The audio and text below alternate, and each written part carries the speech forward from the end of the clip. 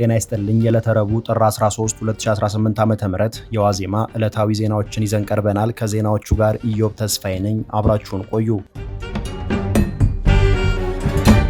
የአሜሪካው ፕሬዝዳንት ዶናልድ ትራምፕ ኢትዮጵያ የናይል ወንዝ ፍሰትን የሚያስቆም ግድብ ገንብታለች በማለት ችግሩን መፍታት እንደሚፈልጉ በድጋሚ ተናገሩ። ግብጽ በግድቡ ሳቢያ ከወንዙ በቂ ውሃ ማግኘት አልቻለችም ያሉት ፕሬዝዳንቱ ካሁን ቀደም በውሃ ውዝግብ ሳቢያ በኢትዮጵያና ግብጽ መካከል ሊቀሰቀስ የነበረ ጦርነትን አስቁሜያለሁ በማለትም ትላንት በሰጡት መግለጫ ላይ ተናግረዋል። ፕሬዝዳንቱ በዓለም በርዝማኔው ቀዳሚ የሆነውን ናይል ትንሽ ወንዝ በማለት የጠሩ ሲሆን ሁልጊዜም ናይል ግብጽ ውስጥ እንዳለ ያስቡ እንደነበር ገልጸዋል። ፕሬዝዳንቱ የግድቡን ግንባታ አሜሪካ በገንዘብ ደግፋለች በማለት ካሁን ቀደም የተናገሩትን ንግግርም ማስረጃ ሳይጠቅሱ ደግመውታል። ፕሬዝዳንት ትራምፕ ስለ ናይል ይህንን የተናገሩት በወንዙ የውሃ ክፍፍል ዙሪያ በተፋሰሱ ሀገራት መካከል ያለውን ውዝግብ ለማሸማገል እንደሚፈልጉ ለግብፁ ፕሬዝዳንት አብዱልፈታህ አልሲሲ ደብዳቤ በጻፉ ማግስት ነው።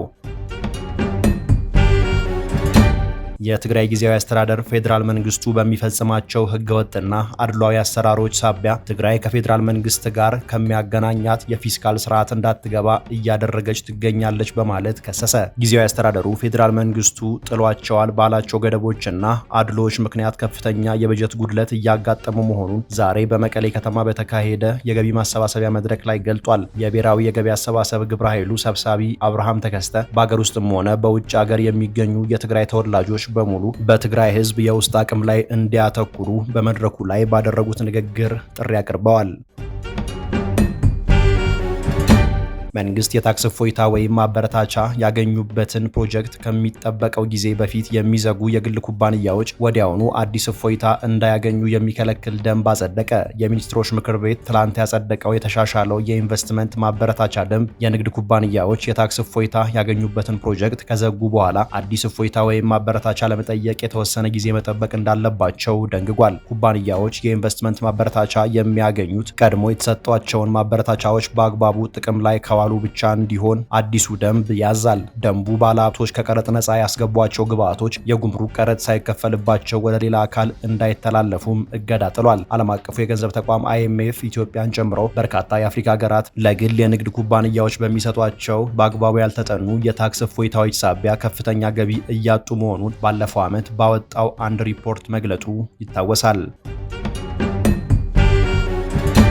በኦሮሚያ ክልል ጉጂ ዞን ሰበቦሩ ወረዳ ሰቢቹ ቂንጣቢ በተባለ ቀበሌ ታጣቂዎች ባለፈው እሁድ ምሽት 4 ሰዓት ገደማ ወደ አንድ ምግብ ቤት በመግባት በፈጸሙት ጥቃት አንድ የ80 ዓመት አዛውንትን ጨምሮ 2 ሰዎችን መግደላቸውን ቢቢሲ ዘግቧል። በዚሁ ጥቃት ሌሎች 5 ሰዎች ከባድ የአካል ጉዳት እንደደረሰባቸውና በአዶላ ዋዩ ሆስፒታል የሕክምና እርዳታ እየተደረገላቸው መሆኑን ከወረዳው የመንግስት ኃላፊዎችና ከሌሎች ምንጮች መስማቱን ጠቅሶ የዜና ምንጩ ጠቅሷል። ታጣቂዎቹ ድርጊቱን ከፈጸሙ በኋላ በአካባቢው ከሚገኝ ጫካ ገብተው መሰወራቸውንም ዘገባው አመልክቷል። ጥቃቱን የፈጸሙት የአማጺው የኦሮሞ ነጻነት ሰራዊት አባላት ናቸው በማለት የአካባቢው ባለስልጣናት ተናግረዋል ተብሏል።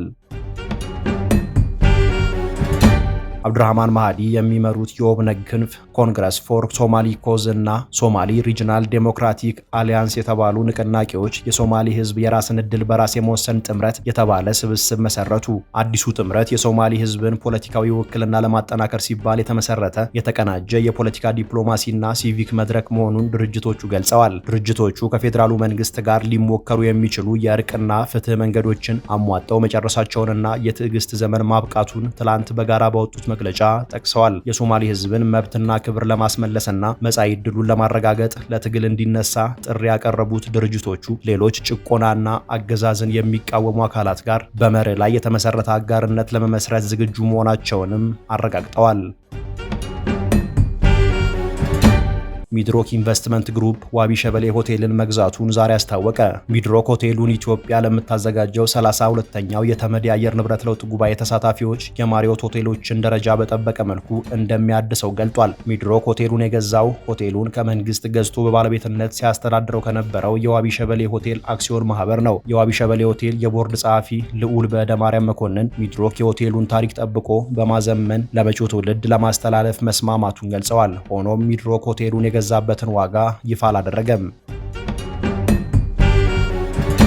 ለዕለቱ የያዝናቸው መረጃዎቻችን እነዚህ ነበሩ። ተጨማሪ የዋዜማ ዜናዎችንና መረጃዎችን ዋዜማ ሬዲዮ ብላችሁ በማህበራዊ ገጾቻችን ታገኛላችሁ። ጤና ይስጥልኝ።